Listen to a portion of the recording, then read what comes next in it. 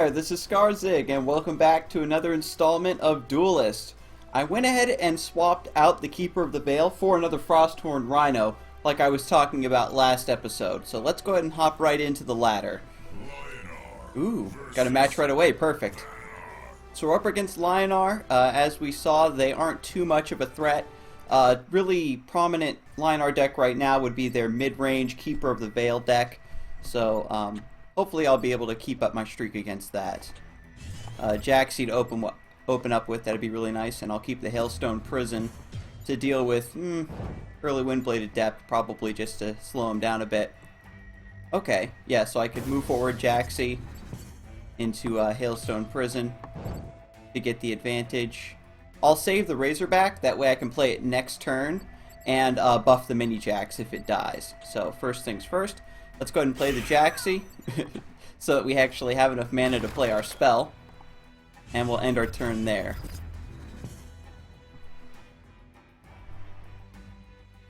So right here at 3 mana, my opponent's probably going to move forward into Silverguard Knight, and he is going to attack the Jaxie. That's good for me. And he summons the Windblade Adept here. It might have been better if he summoned it up here. That way he'd be able to move and pressure this Jaxie. But now what I'm going to be able to do... actually...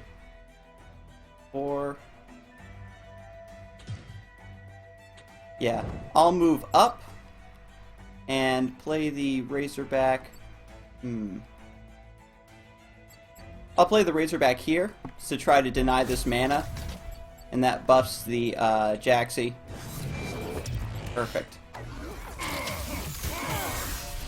And I'm going to keep the Hearth Sister and the Snowpiercer to deal with any upcoming threats that he might have.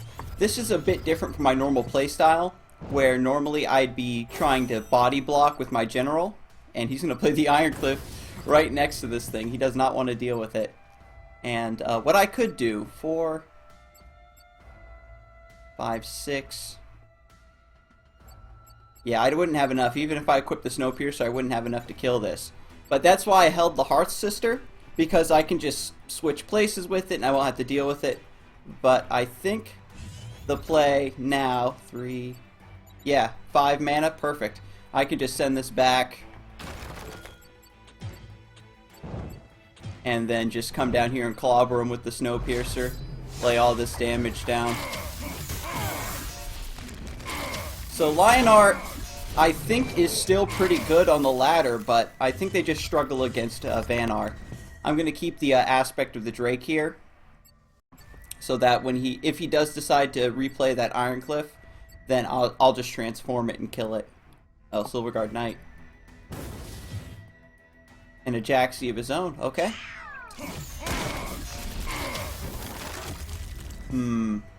So I can kill this outright.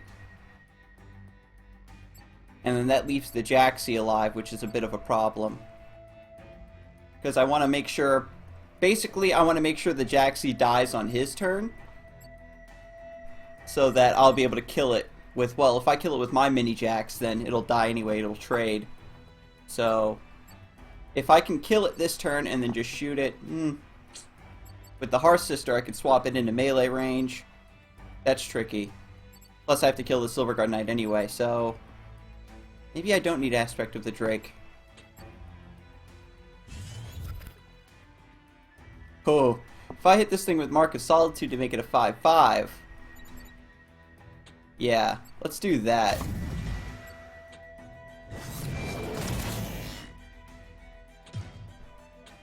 And then just finish it.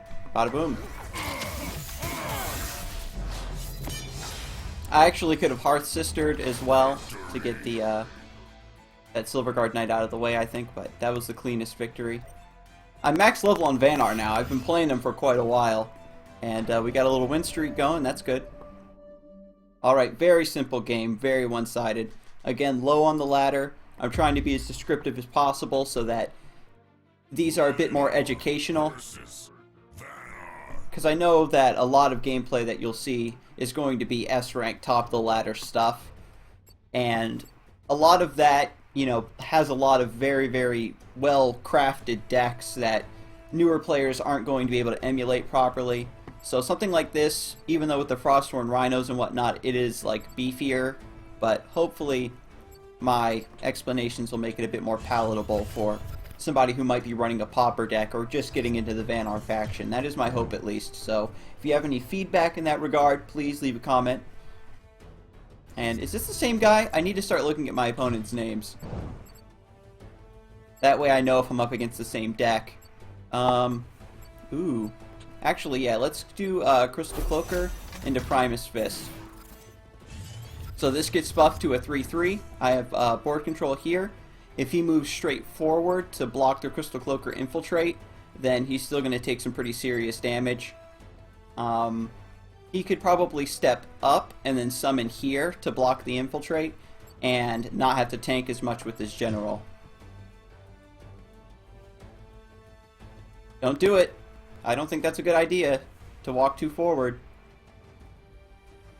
He's thinking.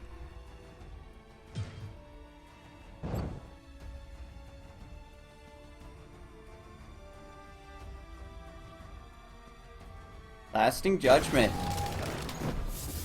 Very underrated card. Don't need this. Jaxi. Oh, see, now I need it. Should have gotten rid of the Emerald Rejuvenator.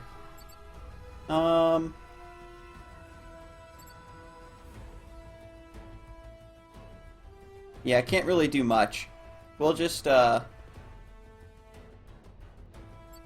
move forward, I guess, and block him in. Deny some of that mana.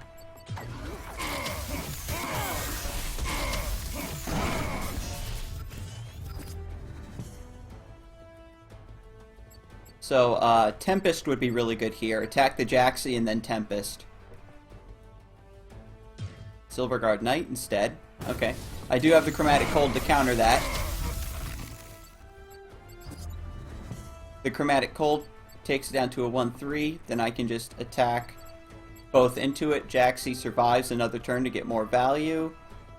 I'll hold the Razorback for when the Mini Jax spawns.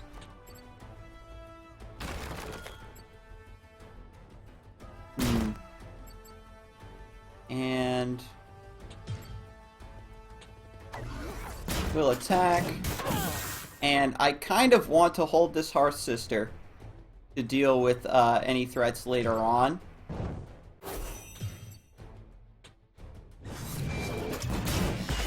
But I think the proper play would just be to summon it so I have a body.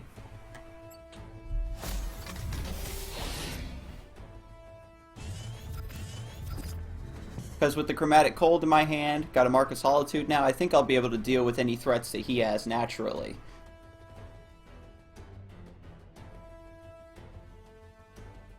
Another Silverguard Knight, okay. So yeah, I've got another Chromatic Cold. I might even hold that, honestly.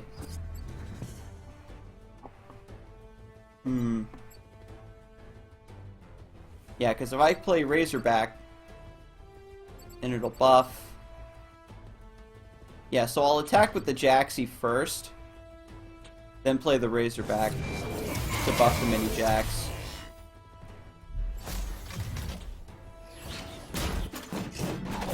And I'd like to step down to kind of keep him from moving too down to that mana, but I do want to keep him contained onto his side as best I can. So we'll just go this route. He'll either have to go for this mana or start running back towards this Mini Jax. Oh my goodness, this card is so good for Vanar. It synergizes so well with Razorback and Mark of Solitude.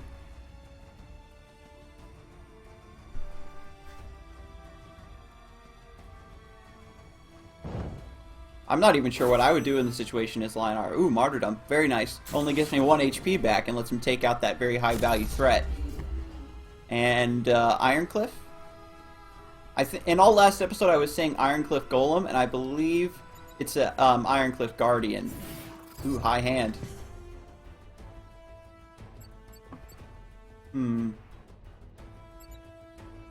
Question is...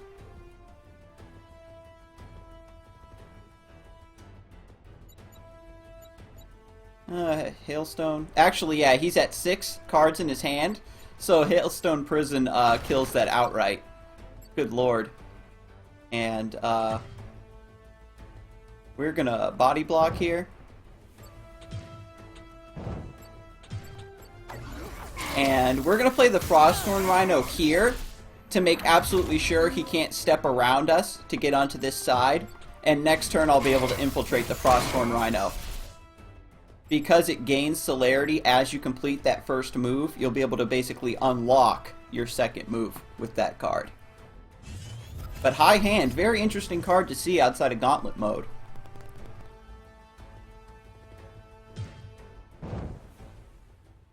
But it is very good if you don't have a Dispel or something like that to deal with it right away. Because once you get like 5-6 cards in your hand, it's a very, very valuable card. Yeah, so Second Sun, ooh. See, so right here, I can move around, and I unlock celerity, so I can just sidestep all of that. Man, I'm really digging this creature, I gotta say. I was sleeping on it for a long time, but now I'm really starting to get the hang of that thing. Even if it's not infiltrated, it's a really good body.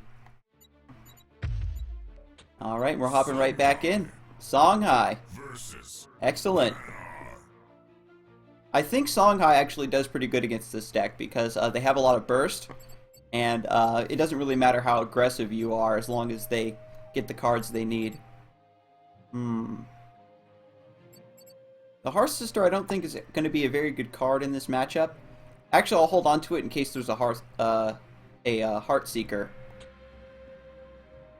And on our turn, we can move forward and go Jaxi, Primus Fist.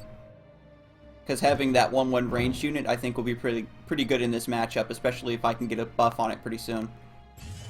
Piercing Mantis. That's what I don't want to see. So we're going to have to skip the Primus Fist and go into this.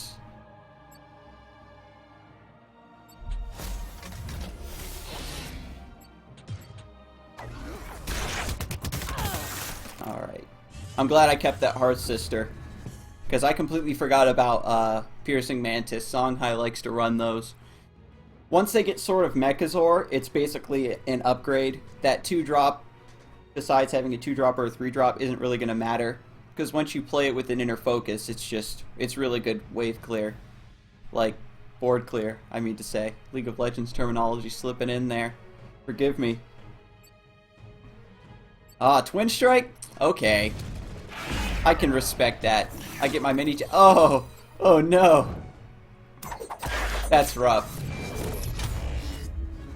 You know what? I'm perfectly fine with that. Because what I'm going to do is...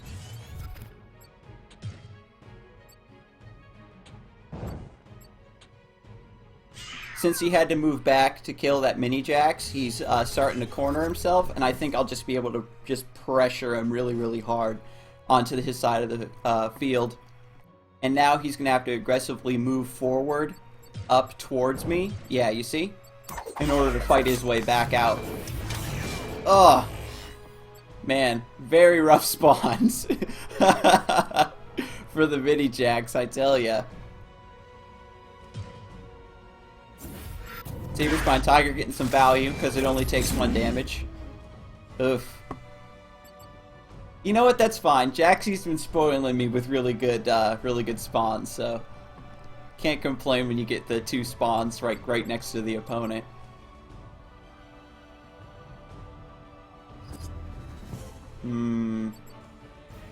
Headhunter's not really going to help me. Silhouette Tracer. See, I got 2 opening gambits, so if I play this in a safe spot, I can follow up really, really hard next turn. So, let's... Yeah, we'll deny that mana. The Headhunter. And then we'll see if we can make something happen next turn with these opening gambits.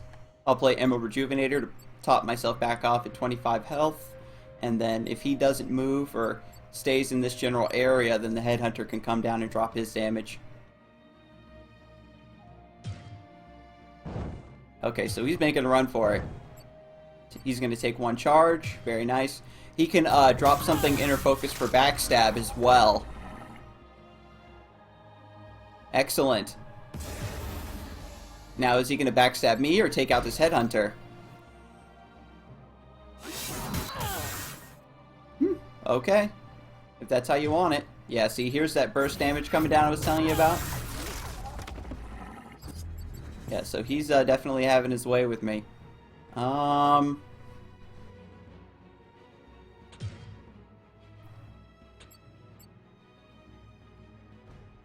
Hmm. 3, 12. I need to protect my back. So, we will move up. Kill this guy. Emerald Rejuvenator protects my back and also boosts me. 12 is iffy. Very iffy range.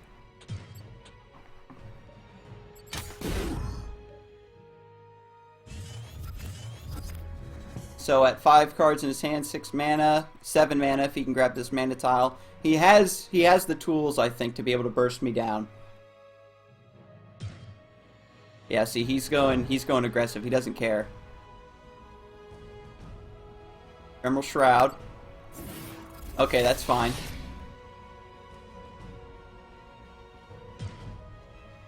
That's 3 Saber-Spine Tigers. And the 1 damage lets this get extra value. Okay. So he's got something big planned for next turn. 4. Let's... Don't really need this guy. Jaxi. I could Hailstone this, just so he misses out on that 2 damage. 4, 5, 6, 7, 8.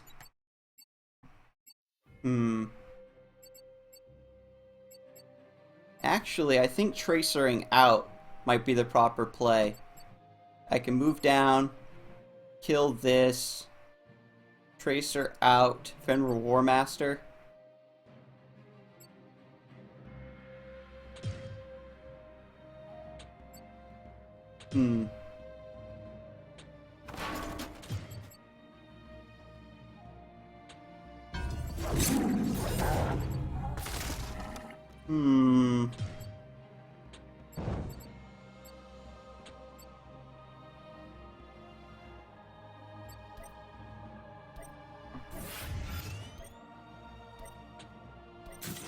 Put my back to the wall here, and Warmaster.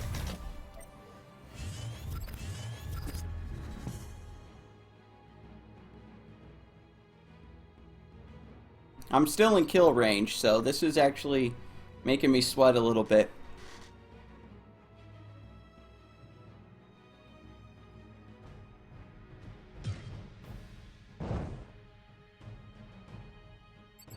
So he can trade Ephemeral Shroud here. Next turn I've got 4, 5, 9. Actually, I think I can kill.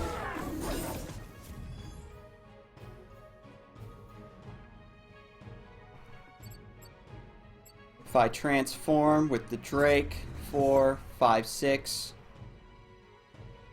No, not enough. Another from Warmaster. Don't really need Jaxi right now. Mark of Solitude. He dispelled this, so he's gonna die regardless.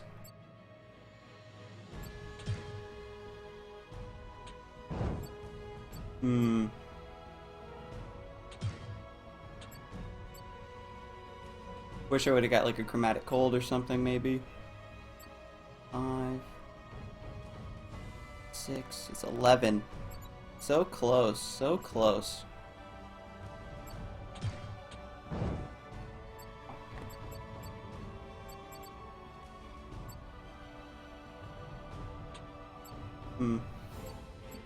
I guess I'll just save the Drake.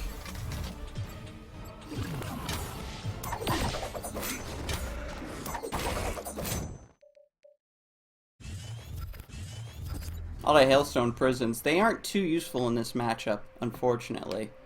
Because of Inner Focus, and he's been playing a lot of Saber Spine Tigers.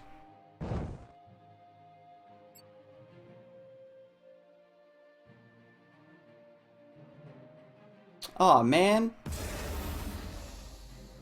Shenanigans. 6. 7, 8, 9.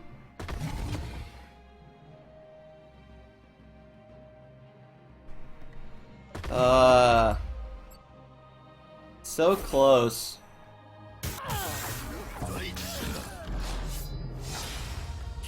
Well, that's how it goes, boys. Songhai, you either beat them before they burst you down, or they get you. Didn't have enough damage there. Oh well. It's nice to keep me humble, I guess. Thank you for tuning in for this episode, and I will see you next time. Have a good one.